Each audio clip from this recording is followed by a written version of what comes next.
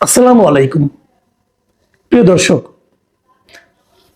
গত দুদিন ধরে আমার কাছে বিভিন্ন জন আমার কন্টেন্টের নিচে যে কমেন্ট লেখা হয়, যে কমেন্ট আপনারা দেখেন, সেখানে কমেন্ট করেছেন যে আমি যেন বাংলাদেশ ব্যাংকের যে সর্বশেষ নিয়োগ, মানে নতুন যে গভর্নর নিয়োগ করা হলো, এই নিয়ে যেন কিছু কথা বলি।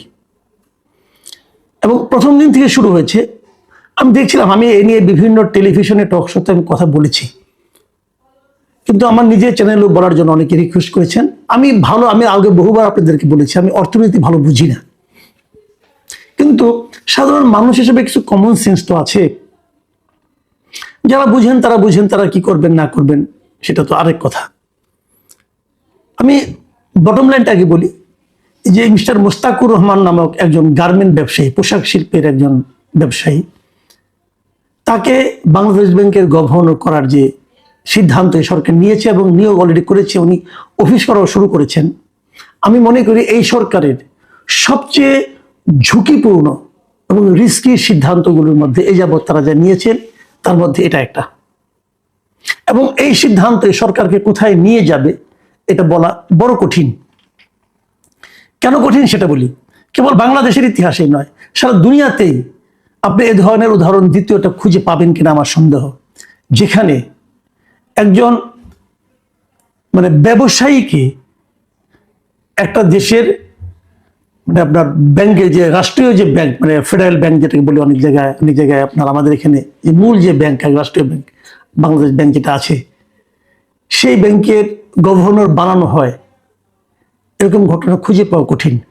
তারপর সেই ব্যবসায়ী, যিনি যে ব্যবসা প্রতিষ্ঠানের মালিক অথবা মূল লোক, সিইও অথবা এমডি ছিলেন, সেটা এমন একটা ব্যবসা প্রতিষ্ঠান যে ব্যবসা প্রতিষ্ঠান নিজেই ঋণ খেলাপি এবং অনেক বিশেষ বিবেচনায় উনি তার ঋণকে পুনঃতফসিলীকরণ করতে পেরেছেন। ব্যাপারটা সহজ করে বলি, পুনঃতফসিল ওনার একটা বিশাল অঙ্কের ঋণ, প্রায় 89 কোটি টাকার ঋণ। সেই ঋণটাকে উনি দিতে পারছেন না, ঋণ খেলাপি হয়ে যাচ্ছেন। সেখান থেকে বলছে, ঠিক আছে তুমি তাহলে অল্প কিছু দাও, দিয়ে তুমি ঋণটাকে আবার নিয়মিত কিস্তি দেওয়া শুরু করো। ওই 2% না কত পার্সেন্ট দিয়ে উনি সেটাকে 10 বছরের মেয়াদে এই ঋণটাকে আবার চালু করার চেষ্টা করেছেন। উনি একবার ব্যর্থ হওয়ার পরে উনি বিশেষ বিবেচনা পেয়েছেন। বিশেষ বিবেচনা কেন? কারণ উনি বিএনপির রাজনীতির সঙ্গে খুব জড়িত ছিলেন, এতটাই জড়িত যে বিএনপির যে নির্বাচন পরিচালনা কমিটি ছিল, সেই কমিটির উনি একজন শীর্ষস্থানীয় সদস্য ছিলেন। তার এই নিয়োগটা হয়েছে রাজনৈতিক নিয়োগ। এটা হতে পারে, আমি কিন্তু এটা রাজনৈতিক নিয়োগ আপত্তি নেই, আমার আপত্তি নেই এই কারণে, একটা রাজনৈতিক দল নতুন ভাবে ক্ষমতায় এসেছেন, তারা তো রাজনৈতিক ব্যক্তিকে নিয়োগ করবেন, তার রাজনীতির সঙ্গে যারা জড়িত, তার রাজনীতিকে যারা বিশ্বাস করেন, উনি তো তাদেরকে নিয়োগ করবেন। এটা হতে পারে, কিন্তু আমার কথাটা হলো কি, আপনার রাজনীতি যারা বিশ্বাস করে তার মধ্যে আপনি একজন ব্যাংকার পান নাই, একজন অর্থনীতিবিদ পান নাই, ওনাকে আনতে হবে কেন? উনি তো এমন একটা ব্যবসা প্রতিষ্ঠানের পরিচালনার মূল দায়িত্বে ছিলেন, সিইও ছিলেন, যে ব্যবসা প্রতিষ্ঠানটা ব্যাংক থেকে ঋণ নিয়ে ঋণ পরিশোধ করতে পারে নাই। উনি সেরকম ব্যবসা প্রতিষ্ঠানের শীর্ষ কর্মকর্তা ছিলেন। এখন উনি যখন আসছেন, এখন ওনার প্রতিষ্ঠানে ঋণ টিন পাওয়া আরো সহজ হয়ে যাবে না? এটা তো একদিক দিয়ে কনফ্লিক্ট অফ ইন্টারেস্ট হলো তো। সেটা কেন করলেন আপনারা? তারপর এটা বললাম তো, দ্বিতীয় আরেকটা উদাহরণ আপনারা খুঁজে বের করতে পারবেন না। আমি দেখলাম যে আমাদের অর্থমন্ত্রী মিস্টার আমির খুসরো মাহমুদ চৌধুরী, উনি একজন ব্যবসায়ী, উনি বলছেন যে সরকার এই কাজটা করেছে, সরকার এটা করতে পারে। হ্যাঁ পারে, সরকার অবশ্যই পারে, কিন্তু আমি কি প্রশ্ন করতে পারি না সরকার কেন পারে? এই প্রশ্ন করার অধিকার কি আমাদের নাই? নিশ্চয় আছে। এখন সেই প্রশ্নটাই আমরা করছি, ভাই আপনারা এই কাজটা করলেন, কেন করলেন, একটা ব্যাখ্যা দেন।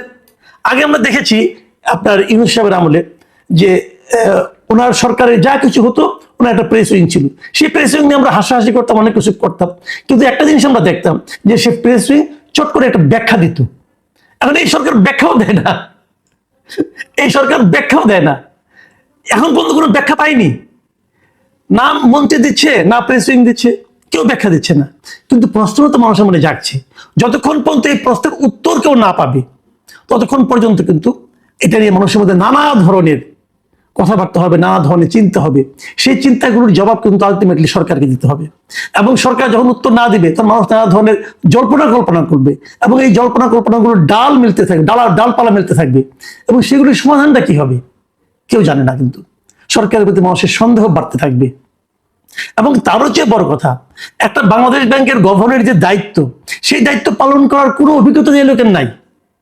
ওই কাজটা কি? ব্যাংকিং সেক্টরগুলোর মধ্যে একটা আস্থা ফিরিয়ে আনা। এই লোক যে পারবে তার কি প্রমাণ আপনারা পেয়েছেন? বরং উনি তো ব্যাংকের টাকা নিয়ে টাকা দেন না, এই ইতিহাস উনি তৈরি করেছেন নিজের জীবনেই। সেটা কিভাবে সমাধান হবে আমরা কিন্তু কেউ বিষয়গুলো জানি না। সারা দুনিয়ার কাছে কি মেসেজ যাচ্ছে এটাও জানি না। আমি মাঝে মাঝে ইউনূস সরকারের সমালোচনা করতে গিয়ে আমি এটাও বলতাম যে ইউনূস সরকারের সবচেয়ে যদি একটা সাফল্য আমি পাই, সেই সাফল্যটা ছিল ব্যাংকিং সেক্টরের সাফল্য। আগের যিনি ছিলেন আহসান ইসলাম মনসুর, ওনার অনেক ব্যক্তিগত অনেক সীমাবদ্ধতা আছে। উনি ব্যাংকগুলিকে মার্জ করতে যে, ইসলামী ব্যাংকগুলিকে মার্জ করতে যে ব্যাংকগুলির মধ্যে একটা অসন্তোষ তৈরি করেছেন, এটাও ঠিক। প্রায় বিশাল সংখ্যক গ্রাহককে উনি ক্ষতিগ্রস্ত করেছেন, ওটাও ঠিক। কিন্তু পাশাপাশি এটাও আপনাকে মানতে হবে যে উনি বাংলাদেশ থেকে বিদেশে অর্থ পাচারটাকে বন্ধ করতে পেরেছিলেন এবং ব্যাংকিং সেক্টরটাকে উনি একটা নিয়মের মধ্যে আনতে পেরেছিলেন। সেই অবস্থায় এই ভদ্রলোকের কর্মকাণ্ড কতটুকু আলটিমেটলি ওনার এই ধারাবাহিকতাকে রক্ষা করতে পারবে, এটা নিয়ে কিন্তু আমার মনে বিস্তর সন্দেহ আছে। আরেকটা বিষয় আমি বলি, দেখেন এই যে আমরা বলতাম না রেমিটেন্স আসছে বিদেশ থেকে, রেমিটেন্স আসছে বলে কিন্তু আমাদের আপনার রিজার্ভ বেড়েছে। রেমিটেন্সটা কখন আসে? যখন নাকি দেশের ডলারের দাম এবং দেশের মুদ্রানীতি এবং দেশের অর্থনৈতিক অবস্থা একটা স্থিতাবস্থা আসে, মানে অস্থিরতা কম থাকে, তখনই কিন্তু রেমিটেন্সটা লোকে পাঠায়। সেই অস্থিরতাটা কিন্তু আহসান ইসলাম মনসুর সাহেব দূর করতে পেরেছিলেন। এই লোক আসছে, সেটা কি পারবে এখন? এটা হতো অনেকে বলে যে এটা না হয়ে তো কোনো উপায় ছিল না, কারণ আমাদের দেশের যে সংসদ সদস্য হয়েছে এই দেশে এখন, তাদের 60% সদস্যের কিন্তু মূল পেশা হলো ব্যবসা এবং 62% মন্ত্রীর, মানে মন্ত্রী পরিষদের 62% পেশা হলো ব্যবসা। তাহলে এবং তাছাড়া আরো বলি আপনাকে, এমপিদের যারা সংসদ সদস্য, তাদের 50% হলো ঋণগ্রস্ত। তো এরকম একটা সরকারের অর্থনৈতিক সুযোগ সুবিধা করে দেওয়ার জন্য বাংলাদেশ ব্যাংকের গভর্নর আরেকজন ঋণগ্রস্ত ব্যবসায়ী হবেন, এটাই তো স্বাভাবিক। তাহলে ওনাদের অবস্থা দেখছেন, দেশের অবস্থা কি হবে? দেশ কি স্বাভাবিক পথে অগ্রসর হতে পারবে এই লোককে নিয়ে? আমি কিন্তু ভয় আছি ভাই। প্রিয় দর্শক, এই ভয় অমূলক হোক এই প্রত্যাশা করি, কিন্তু হবে কি?